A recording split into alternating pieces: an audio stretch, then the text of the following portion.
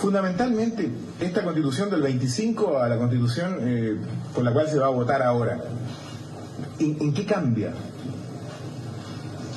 Bueno, hay cambios bien importantes, en realidad es difícil de sintetizarlos todos, pero yo diría que el cambio más importante es el de desarrollar, desde luego, las libertades de las personas, los derechos de las personas, y sobre todo aquellos derechos que más le tocan a cada persona en su vida diaria. El derecho de los padres a educar a los hijos, la libertad de enseñanza, el derecho de escoger libremente el trabajo, el derecho que lógicamente es mucho más real cuando se supera el problema de la cesantía que todavía vivimos en alguna medida, pero que exista libertad de trabajo, libertad de sindicación, que una persona se afilie a un sindicato si quiere, y si no quiere no se afilie, y que no se le puede exigir nunca a una persona para desarrollar un trabajo estar afiliado a un determinado sindicato, gremio o colegio profesional o lo que sea. Es la verdadera libertad de trabajo. Libertad para escoger entre las distintas sistemas de salud o prestaciones de salud que puede haber en el país. Y lo otro que me parece muy importante es garantizar el sistema democrático contra los que lo quieren destruir. Porque en eso la Constitución del 25 fue hecha en una época en que todavía el comunismo no había adquirido la importancia que después tuvo en el mundo. Hoy día tiene un poder enorme y es una amenaza para todos los países libres.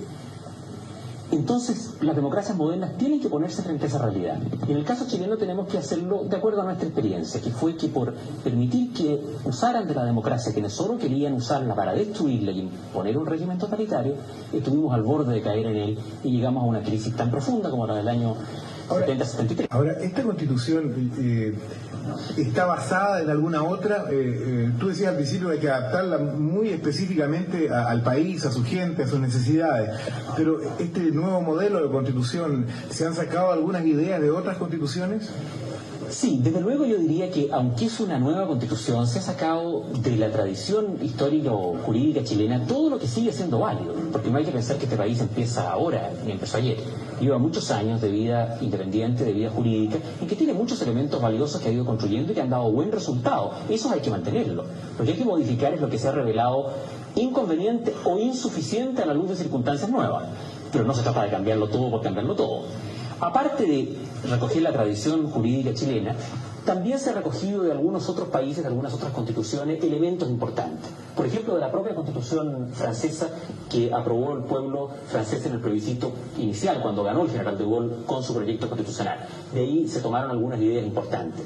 Algunas otras de la Constitución alemana. Porque a ellos les pasó una cosa muy parecida a la nuestra.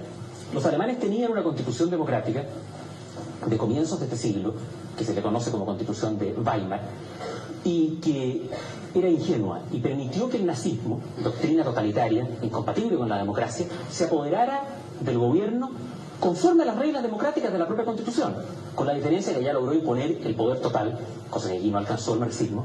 El nazismo sí impuso su poder total y llevó al país, a Alemania, a todo lo que la tragedia que conocemos con el nacionalsocialismo. Entonces, cuando terminó la guerra y Alemania dio paso a una constitución democrática, se puso una disposición, un conjunto de disposiciones muy importantes que impidieran que los derechos políticos se usaran para destruir los mismos derechos políticos, o sea, para imponer un régimen totalitario, que la democracia se usara para destruir la propia democracia. Y en eso nos tuvimos que inspirar porque la experiencia es relativamente parecida. Es un país democrático que permitió que esa democracia la usaran quienes solo querían destruirla. Entonces hay que tratar que eso no vuelva a ocurrir.